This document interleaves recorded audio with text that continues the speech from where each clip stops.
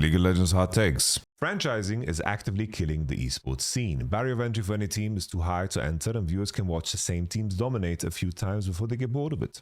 I think that while franchising has its issues, I do think that there are certain organizations that need to be challenged in terms of how they run things.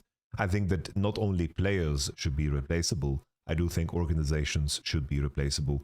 GMs should be replaceable. So I agree on the topic of franchising being a net negative for, of course, the competitive nature of things. The stability, of course, goes a long way. And I do think that for a lot of people, continuity is the most important thing in terms of tuning into broadcasts. This might deserve a whole video of its own, but I do think nostalgia is a hell of a powerful thing. When you tune in somewhere, you need to have things that you recognize.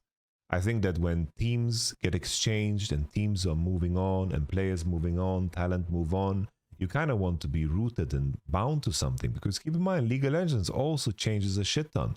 There's a reason co-streamers are very successful, because regardless of which game is on, you're going to tune in and you know that you're going to be watching with your favorite co-streamer. And you need to be able to ground yourself and feel like, if I invest time into this community and this person, that, it doesn't up and leave suddenly.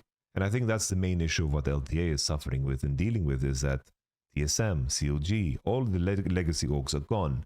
And there's a lot of teams that want to exit, want to leave, and there's new teams and there's new formats. There is no continuity.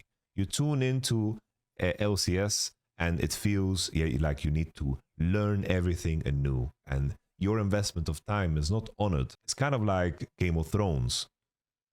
Everyone loved Game of Thrones, but I don't want to rewatch Game of Thrones or recommend anybody Game of Thrones, because I know the ending is shit. All that in between, all of that is gone, because you want the complete story.